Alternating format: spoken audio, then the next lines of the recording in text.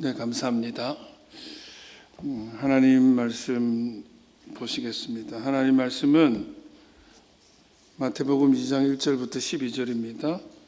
신약 성경 마태복음 2장 1절부터 12절 말씀 한 절씩 교독하겠습니다. 헤롯 왕 때에 예수께서 유대 베들레헴에서 나심에 동방으로부터 박사들이 예루살렘에 이르러 말하되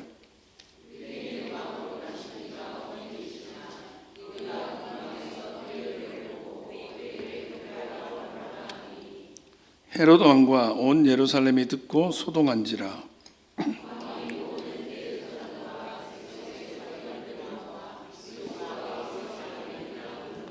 이르되 유대 베들레헴이오니 이는 선지자로 이렇게 기록된 바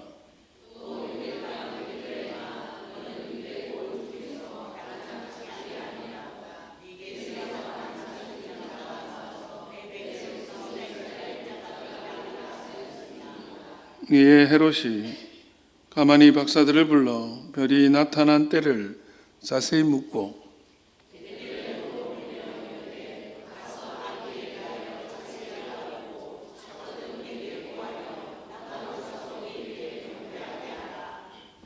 박사들이 왕의 말을 듣고 갈새 동방에서 보던 그 별이 문득 앞서 인도하여 가다가 악이 있는 곳 위에 머물러 서 있는지라.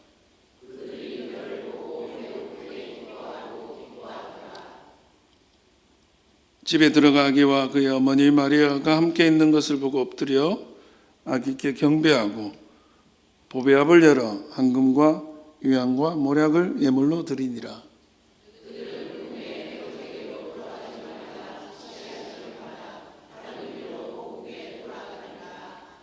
아멘. 이 시간 이 말씀으로 동방박사 영성 이런 제목으로 하나님 말씀 나누겠습니다.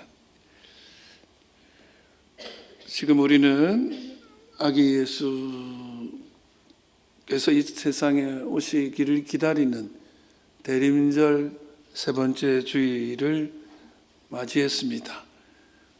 말씀드린 대로 대림절기는 5개의 초를 준비하고 순서대로 주일마다 불을 밝히면서 하나씩 불이 켜질 때마다 세상이 밝아지듯이 주님이 오심이 가까웠을 때마다 이 땅이 더 밝아지기를 소원하고 더 하나님의 은혜가 크기를 기대하면서 더 밝은 초들을 이렇게 밝히면서 주의 오심을 기다리는 그런 절기가 대림절입니다. 저는 이번 성탄을 기다리는 저와 여러분이 정말 이 초가 세상을 밝히듯이 온 세상을 어둠에서 밝게 비추기를 주님의 이름으로 축원합니다. 우리나라에 조금 큰 일이 있었기 때문에 잠깐 언급하고 시작하겠습니다. 어제 우리나라 대통령이 탄핵소추안이 국회에 가결되면서 탄핵을 당했죠. 물론 헌법재판소의 판결 인용이냐 또 이거를 돌려보내느냐 그 문제가 있지만 어쨌든 국가적으로 큰 일을 지금 겪고 있고 전 세계가 우리나라를 주목하고 있습니다. 올 12월은 참 여러 가지 일들이 많았던 시간들을 우리는 지나오고 있습니다. 때 아닌 계엄령도 선포됐었고 그걸 또 국회가 막기도 했고 또 탄핵이 진행되기도 했고 또 이렇게 혼란스러운 가운데 시간을 우리는 지나가고 있습니다. 어떤 입장에 있건 간에 여러분 이 일이 하나님의 뜻 안에서 이 나라 이 민족을 더욱더 밝게 인도하기를 기도하기를 바랍니다. 하나님께서 이 민족과 함께 하시기 때문에 우리 주님과 함께하는 이 민족이 더 밝은 빛의 세상, 더욱더 정의롭고 평화롭고 주의 뜻이 강물같이 흐르는 세상이 되기를 기도하시고 나라를 위해 늘 깨어있는 저와 여러분 되시기를 주님의 이름으로 축원합니다. 이 정도로 하고 넘어가도록 하죠. 성탄절 즈음이 되면 목사들이 가장 많이 듣는 질문 중에 하나가 뭐냐? 바로 동방박사의 이 동방이 어디냐는 질문이에요. 동방박사의 동방은 어디입니까? 당시 이스라엘 지역, 팔레스타인 지역의 동쪽을 살펴보면 지금의 이란, 이라크 정도의 지역이라고 할 수 있을 겁니다. 그러면 그때 당시 이름이 있거든요. 메다와 바사 뭐 이런 이 지명을 하면 되는데 그냥 동방이라 그래가지고 다들 궁금한 거예요. 이 동방이 어디냐? 심지어 어떤 사람은 조선이다, 조선. 한국이다. 그런 얘기를 하는 분도 있는데 이 동방박사의 동방, 제가 지난주에 동방박사 뮤지컬 연극에 제가 한번 출연하고 싶었다고 그 얘기 했죠. 늘 말 한마디 대사 없는 아기 예수 정도 하면은 잘한 거고 출연도 안 시켜줬어요. 네. 근데 이때 이 동방은 헬라어로 아나톨레입니다. 아나톨레. 이 아나톨레는 그냥 동쪽이라는 뜻이기도 하지만 원래 뜻은 해가 떠오르는 거예요. 해는 어떤 쪽에서 떠오르죠? 동쪽. 그래서 해 뜨는 쪽이라는 의미거든요. 그래서 이 이스라엘에게 아나톨레 동쪽의 의미가 있어요. 전 세계 어느 나라에도 이런 의미를 안 가져요. 이스라엘만 가지는 의미예요. 이 이스라엘에서 동쪽은 아나톨레는 해가 떠오르는 쪽. 그래서 시간적으로는 과거를 나타냅니다. 과거. 무슨 말이에요? 해는 동쪽에서 떠서 어디로 지죠? 서쪽으로 지죠. 서쪽은 미래고 동쪽은 과거예요. 떠와서 해가 지는 서쪽이 미래가 돼요. 우리는 거꾸로 생각하는데 이스라엘은 그렇게 생각해요. 해 떠오르는 쪽이 과거야. 해는 시간은 동쪽에서 서쪽으로 흐른다고 생각합니다. 그래서 동방은 과거의 삶을 나타내는 거예요. 과거에서. 그리고 동시에 영적으로 이 동쪽은 방황과 유리의 땅, 하나님을 떠난 땅을 상징해요. 뭐라고요? 방황과 유리, 그리고 하나님을 떠난 땅. 동쪽은 성경의 창세기부터 등장합니다. 아주 처음부터 등장하는 방향이 동쪽이죠. 죄를 범한 에덴의 아담과 하와가 하나님으로부터 에덴 동산에서 쫓겨납니다. 그쪽이 동쪽이죠. 말하자면 이 동쪽은 하나님을 등진 쪽, 하나님을 떠나가는 방향이 동쪽인 거예요. 그래서 하나님 없이 하나님을 떠나서 하나님으로부터 멀어지는 삶, 그 삶을 동쪽이라 그러고 그 삶의 지명이 나와요. 그 땅의 지명, 노시라는 지명을 가진 땅이죠. 그래서 제가 자주 얘기하죠. 창세기 4장 16절 같이요, 시작. 가인이 여호와 앞을 떠나 에덴 동쪽 놋 땅에 거주하더니. 가인이 여호와 앞을 떠나서 어디로 갔어요? 에덴 동쪽의 놋. 놋이라는 말은 혼돈과 공허, 방황 이런 뜻이에요. 원래 방황, 유리, 방황. 하나님이 천지를 창조하기 전에 세상의 모습을, 하나님이 태초에 천지를 창조하시기 전의 모습은 땅이 혼돈하고 공허하고 그게 놋이에요. 그러니까 하나님 없던 시절의 삶을 다시 사는 거예요. 그래서 이 동쪽은 하나님을 떠나서 방황하고 살아가는 동쪽, 살아보려고 발버둥 치고 뭘 열심히 하는데도 그것이 길 잃은 방황의 길이었더라. 그래서 제가 자주 얘기하죠. 그 젊음의 아이콘, 동시에 방황의 아이콘이었던 제임스 딘의 영화 에덴의 동쪽, 그리고 우리나라에도 에덴의 동쪽이라는 드라마가 있었잖아요. 이 이야기는 대부분 다 똑같아요. 혼돈과 공허와 방황의 이야기야. 엉망진창인 삶이죠. 그래서 젊은이들의 방황을 얘기할 때 에덴의 동쪽, 제임스 딘 그 영화를 상징하는 것은 바로 에덴의 동쪽이 그런 땅이었기 때문에 그래요. 하나님을 떠난 땅.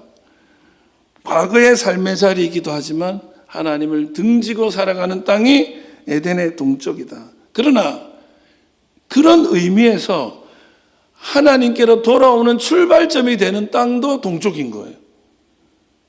동쪽으로부터 돌아와야 하나님께 나아오게 돼요. 그래서 동쪽은 다시 말해서 하나님과 인간 사이 서로 만남의 접점이 일어나는 땅이기도 한 거죠. 동쪽에서부터 돌아오는 순간 하나님을 만나게 되는 거예요. 동쪽은 만남의 출발점이기도 한 거죠. 그래서 이걸 잘 나타내는 게 뭐냐면 이스라엘 사람들의 성소, 성막의 구조를 보면 알게 돼요. 성소의 구조는 입구가 동쪽입니다. 정확하게 동쪽을 가리켜요. 그래서 사람들이 동쪽으로부터 와서 정확하게 서쪽에 있는 하나님 앞으로 가는 거예요. 그래서 동쪽은 하나님을 만나는 시작점이기도 하고 출발점이기도 한 것이죠. 동쪽에서 와서 하나님이 계신 에덴의 쪽, 서쪽으로 향하는 삶이 예배의 삶이죠. 오늘 저는 여러분들도 동쪽에서, 과거에서, 또한 하나님의 등진 자리에서 다시 주님 앞으로 나오는, 그래서 주님을 만나는 그 은혜의 예배의 시간이 이 시간이 되기를 주님의 이름으로 축원합니다.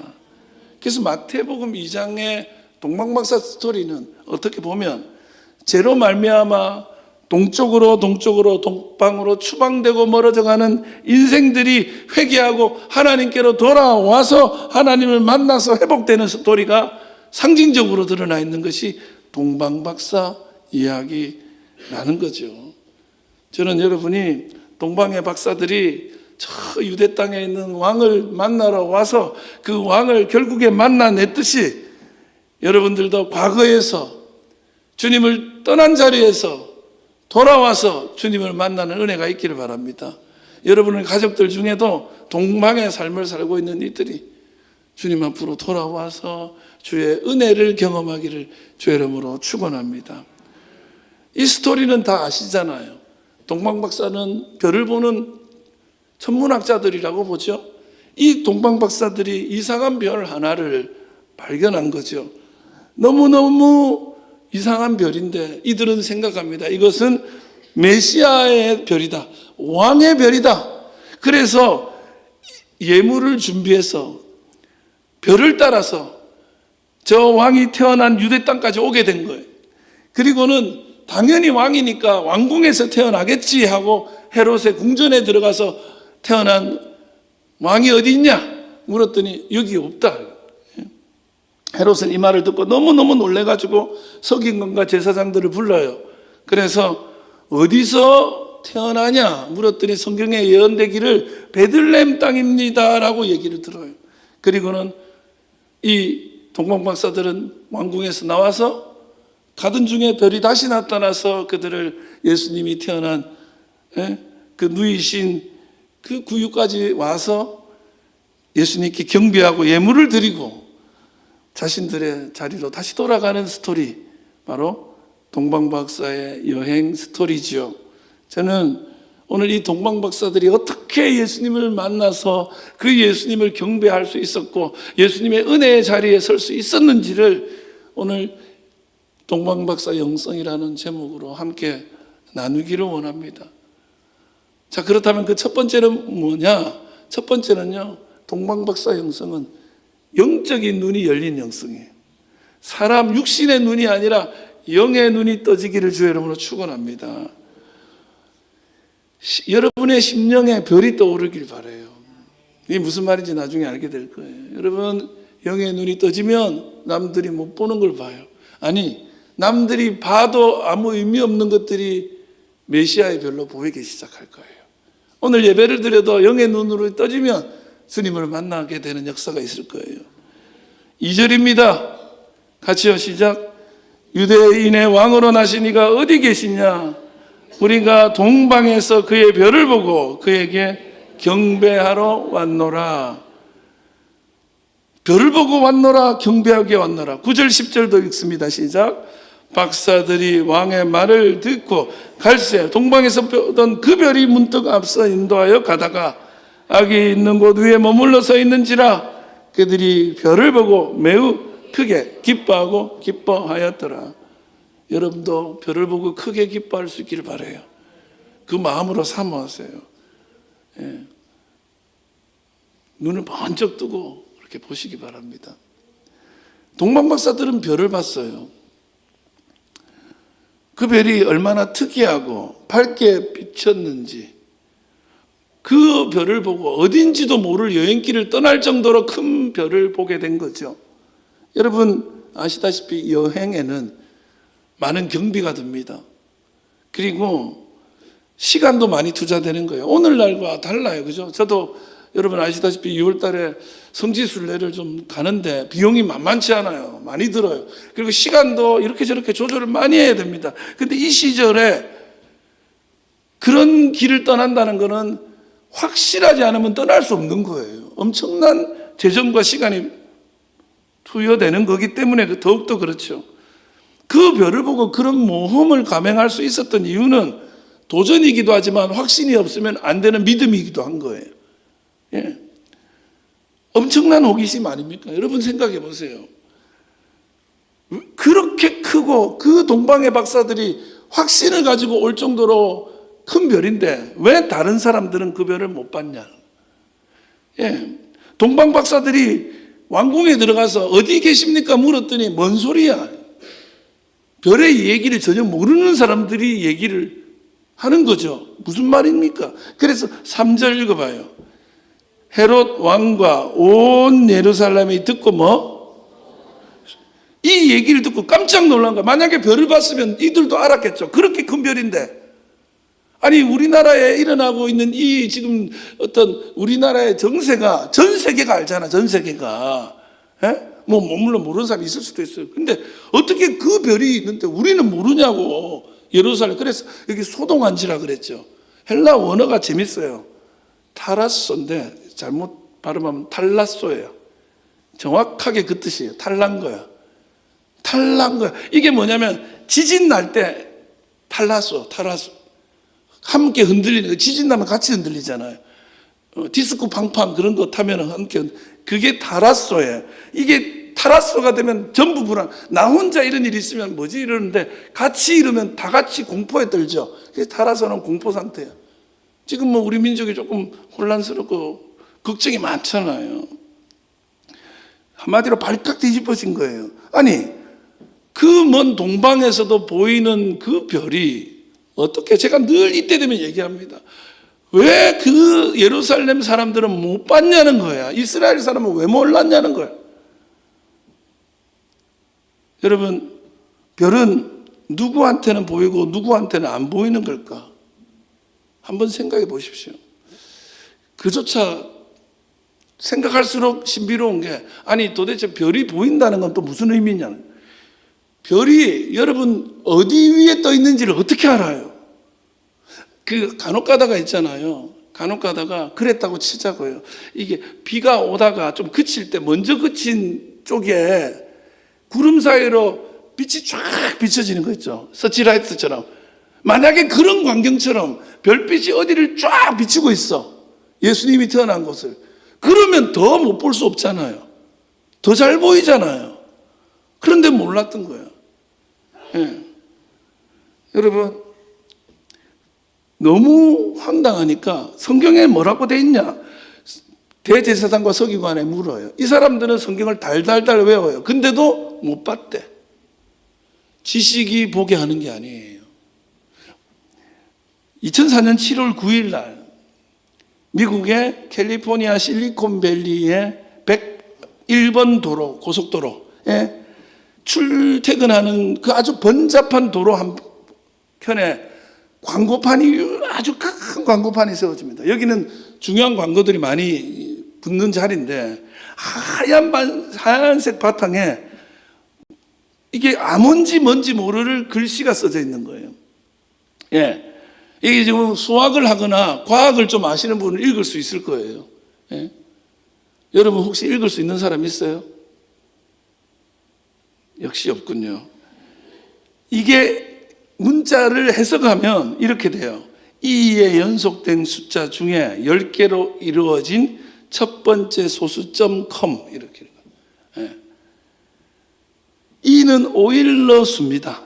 그 수학의 어떤 수예요? 오일러 수인데 그 오일러 수의 연속된 숫자 중에 10개로 된 첫 번째 소수점 닷컴이야. 예. 그래서 이 수많은 사람들이 이 광고판을 본 거예요. 마치 코카콜라 광고를 보듯이 뭐지? 하고 가는 거예요. 제대로 이해한 사람이 얼마 없겠죠. 같은 걸 봤는데. 그런데 이 내용은 풀이가 가능한 문제였던 거죠. 그래서 어떤 사람들은 이게 정답이 뭔지 너무 궁금한 거예요. 이게 풀면 뭐 나오는지 궁금한 거예요. 그래서 이 문제를 풀기 위해서는 소위 그 프로그램 언어, 컴퓨터 프로그램 언어 중에 C++ 이런 게 있어요. C 더하기 이런 애들이나 이런 프로그램을 가지고 간단하게 프로그래밍을 해야 풀 수 있는 문제야. 그래서 나온 답이 7427466391.com이야. 제가 어제 가봤거든요. 지금은 아무것도 안 나와요. 7427466391.com 웹사이트로 들어가죠. 딱 들어가니까 축하합니다. 딱 나오는 거예요. 그리고는 다음 문제가 하나 더 출제돼.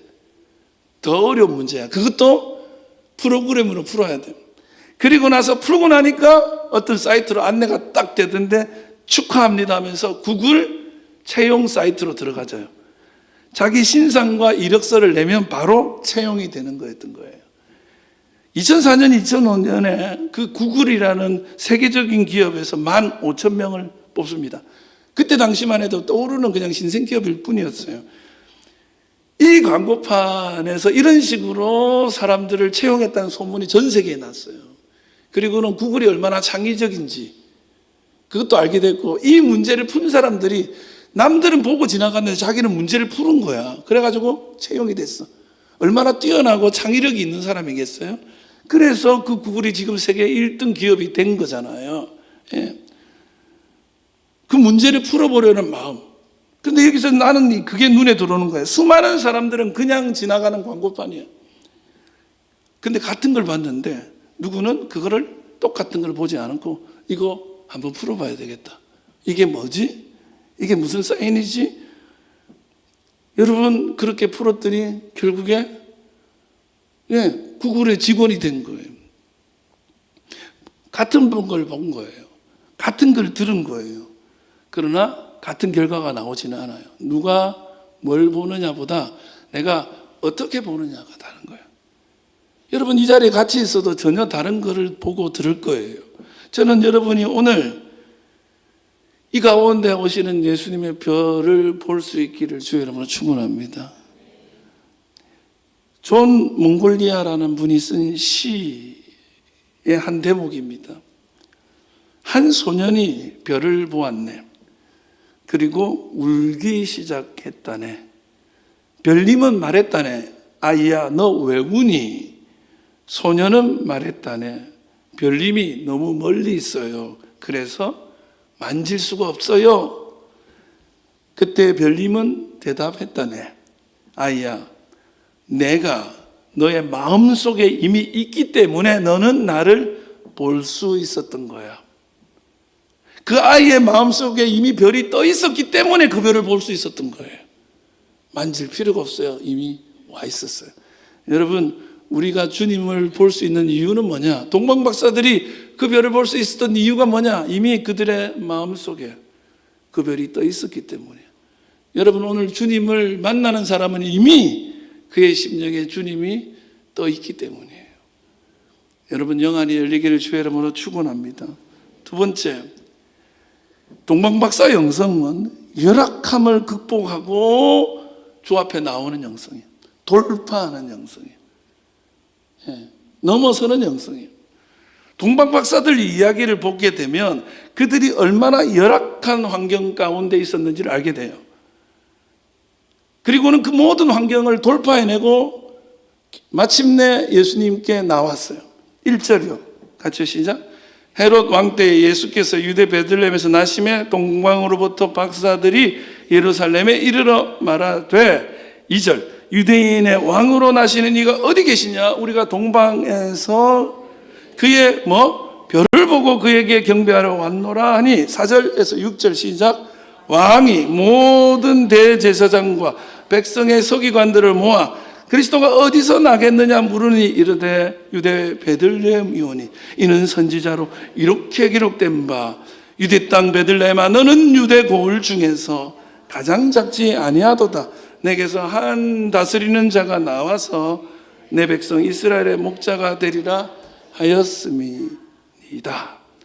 이 이야기를 읽다 보면 한 가지를 알게 돼요. 이 동방박사들이 예루살렘까지 오는 유일한 도움은 별이었던 거예요. 다른 어떤 정보도 그들에게 있지 않았어요. 알게 되죠. 성경 지식도 없었다는 게. 도대체 그 왕이 어떤 분인지도 몰랐다는 거예요. 뭘 정보가 많으니까 야 이거는 진짜 큰 거야, 우리 요즘 말로 대박이야, 이런 게 아니라 그냥 성경도 모르고 예언도 모르고 다른 가본 경험이 있거나 그 위치가 정확하거나 그러지 않았어요. 그냥 별이 떴는데 그 별이 왕의 별이라는 확신이 들었어요. 다만 생각해 보세요. 계속 얘기하자. 그 별이 비추는 곳이 어딘지 어떻게 알아요? 모른다고요. 그런데 그들은 그 희미한 정보 하나 가지고, 희미한 단 하나의 유일한 자기들의 가지고 있는 그 정보 별 하나 가지고 그 모든 것을 넘어섭니다.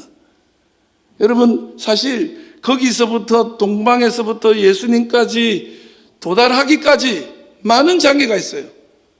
물질도 없어요. 들어요. 시간도 들어요. 어디에서 태어났는지 정확하게 몰라요. 성경의 지식도 없어요. 이 모든 게 그 순례를 하지 못하게 하는 영적인 중력장인 거예요. 못 가도록 막아. 그런데 그들은 돌파합니다. 그들은 넘어섭니다.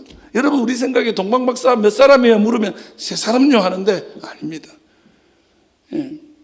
동방박사는 원래 4명이 출발했다는 얘기도 있고요. 그 4명이 박사고 그들을 함께하는 인원이 많아서 거대한 순례단입니다. 돈도 많이 들고요. 그리고 생각해 보십시오. 제일 힘든 건 뭔지 아세요? 나는 돌아가는 게 더 힘든다고 생각해요. 여러분, 제가 왜 산에 안 올라가는 줄 아세요? 내려올 거잖아요. 왜 올라가요? 그 마음이 커요. 저는 정말 그게 힘들어. 어디 여행 가면 돌아오는 길이 너무 힘들어요. 예. 가는 것만 문제가 아니라 돌아오는 것도 문제. 이런 것들이 다 그들을 막아. 그런데 그 모든 것을 넘어서는 거예요. 돌파하는 거예요. 여러분, 위대한 성취를 이루기 위해서는요, 장애를 돌파해야 됩니다. 아니, 우리 학교에서 시험을 치고 직장의 자격증을 따기 위해서 공부를 한다 하더라도 장애를 돌파해야 돼요. 문제 풀어내야 들어가는 거예요. 그런데 생각해 보면 이 별 하나 보고 목적지까지 가는 거는 정말 불가능한 미션인 거죠. 예, 임파서블 미션인 거예요. 불가능한 거예요. 그런데 이 동방박사는 그 어려운 일을 해내고 만 사람들이에요. 그 영성이 오늘 여러 조건과 환경이 우리를 막고서도 동방박사 영성으로 돌파하고 넘어설 수 있기를 주님의 이름으로 축원합니다. 자막은 조금 이따 봐도 될 것 같아요. 사탄 입장에서는 요즘에는요, 너무 쉬워졌어요. 요즘의 성도들은 조금만 어려운 일이 생기면 그냥 안 하고 맙니다. 사역도, 예배도, 헌신도. 예. 그래서 사탄 입장에서는 그냥 쉬엄쉬엄 있다가 어려운 일 한번 탁 던져주면 그냥 해결 봐버려요. 돼요.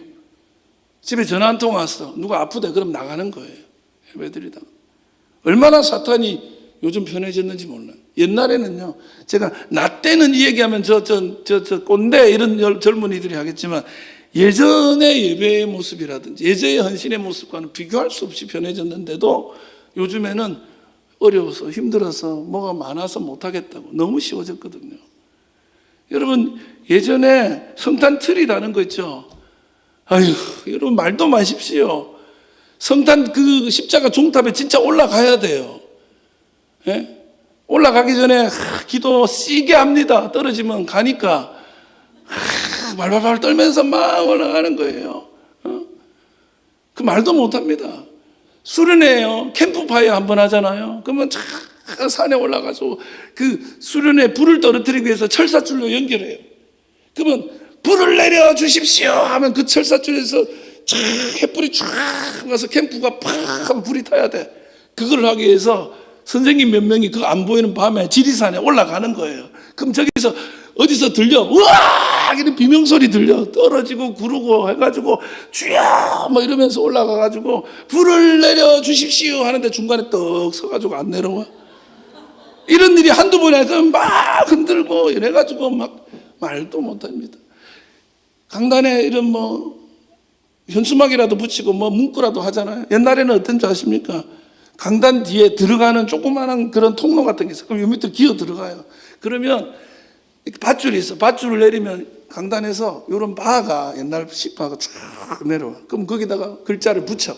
요즘같이 현수막 아니야. 일일이 파. 그래서 붙여가지고 그걸 땡기는 거야. 그러면 땡겨 하면은 하나 둘 하나 둘. 제가 그 짓을 엄청 했어요. 요즘 전도사님들 숨도 안 쉬는 거예요. 그거는 그게 일입니까?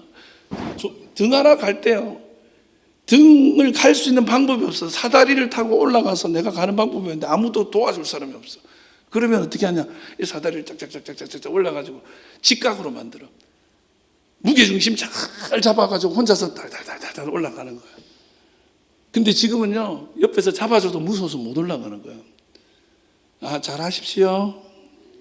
근데 그거를 다 이겨냈는데 요즘에는 뭐냐, 아, 목사님 요즘 좀 제가 바빠서요, 좀 힘들어서. 그렇게 하면 그냥 끝나는 거예요. 너무 쉬워졌죠. 여러분, 조건과 환경이 더 좋았는데도 우리는 문제를 넘어서지를 못해요. 작은 것도. 그러나 동방박사의 영성은 그 문제를 돌파하는 영성이요, 동방박사의 영성은 그 문제를 훌쩍 넘어서는 영성이더라. 교회 역사를 보십시오. 교회 역사는 문제를 돌파하는 영성이었어요. 박해를 돌파하고 수많은 일들을 겪으면서도 이겨내고 해결하고 넘어서서 오늘에 이른 게 교회 역사입니다.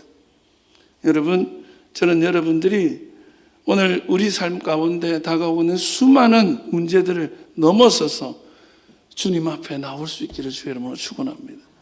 마지막으로 동방박사 영성의 마지막은 최고의 경배를 준비하며 주 앞에 나오는 거죠. 최고의 경배와 최선의 드림이 여러분에게 있기를 주의 이름으로 축원합니다. 11절입니다. 시작.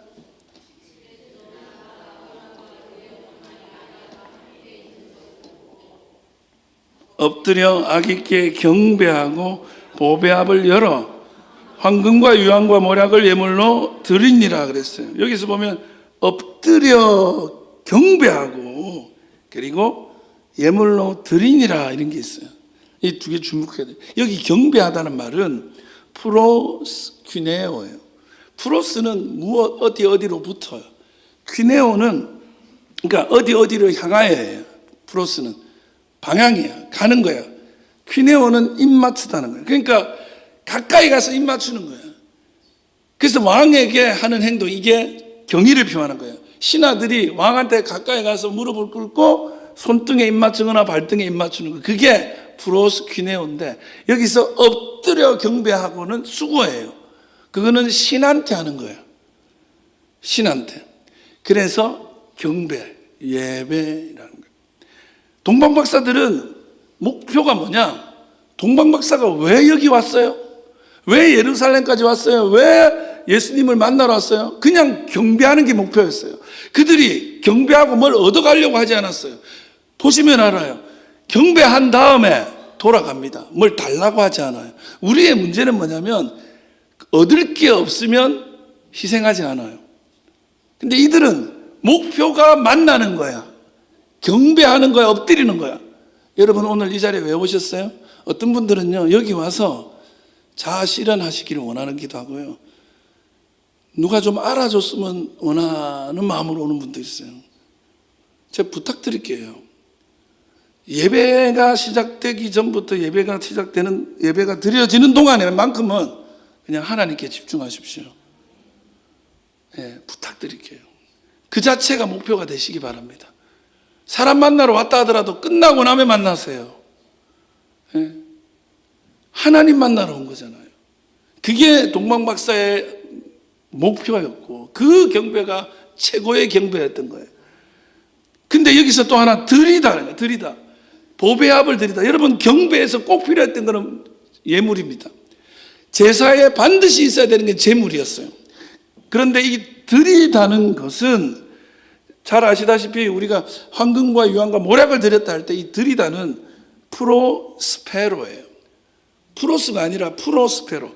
프로는 뭐냐면 무엇에게, 어디에게야. 그리고 스페로는 뭐냐면 운반하는 거예요. 가져오는 거예요. 그러니까 이게 무슨 뜻이냐면 예루살렘의 동방의 박사들이 오면서 미리 예물을 준비해서 가지고 운반해서 와서 드렸다는 얘기예요. 여러분, 이거를 실용적으로 생각하면 그럴 필요가 뭐 있어요? 돈만 가져오면 되잖아요. 실은 그냥 카드 한 장이 있으면, 돈이 있으면 그 근방에 와서 살 수 있는 거예요. 따지고 보면 그렇게 멀리서 가지고 오지 않아도 얼마든지 선물하는 방법이 있는 거죠. 우리 요즘에는 축의금만 보내도 되잖아요. 차라리 더 좋아하는 사람도 있더라고요. 그런데 우리 언젠가 구미에 토요일날 결혼식인데 갔다 오잖아요. 예. 예. 요즘에는 뭐 헌금을 드려도 온라인으로 드리는 게 더 좋죠. 어떻게든지 자기 그걸 남겨가지고 그게 편하거든. 근데 이들은 어떻게 했냐? 가지고 온 거야. 현지 조달할 수 있거든요. 여러분, 그 남자애들이 여름에 어디 놀러 가잖아요. 그러면 남녀 짝을 지어서 안 가요. 애인이 있어도 꼭 남자들끼리 가. 그 왜 남자들끼리 가냐 물으면 현지 조달하려고요. 그래요. 나쁜 것들이 가면 다 있잖아.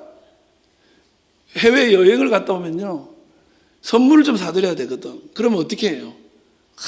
입고 있다가 공항 와가지고 편의점이래. 그 뭐죠? 면세점에서 탁 사주면 사람들이 그렇게 또 그것도 좋아하죠. 근데 진짜는 뭐예요? 야, 이거 그 동네에서만 나는 거래. 가지고 그 정성과 마음이 담겨서 옮겨오는 건데 요즘에는 실용을 따지지. 그게 무슨 필요냐는 거야. 근데 여러분, 하나님한테는 정성이에요. 최선이에요. 최고의 것을 최선으로 드리는 것. 그래서 동방박사 영성은 최고의 경배와 최선의 드림이 돼야 돼요. 가장 마음을 담아서 현지 조달이 아니라 정성을 다해서 조심. 그래서 옛날에는 헌금 하나 드리려고 해도 어떻게 합니까? 그 전날에 성경책 사이에 다 끼워놓고, 그죠? 다리 위로 그 고스톱 치는 이불 있잖아요. 그 밑에 집어넣고 그래가지고 깨끗하게. 그런 정성이에요. 여러분의 예배가 그저 그냥 와서 잘 보이고 싶은 마음이라고는 하나님한테는 일도 없고, 사람 생각에 자세부터 엉망진창이야. 그게 어떻게 하나님께 드려지겠어요?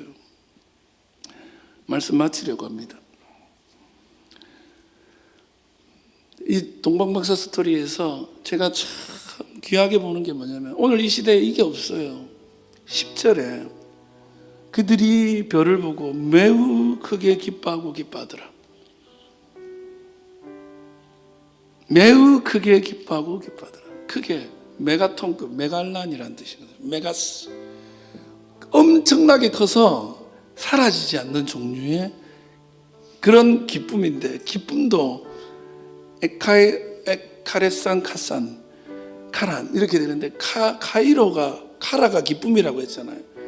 너무너무 큰 기쁨이 임해서 사라지지 않는 거예요.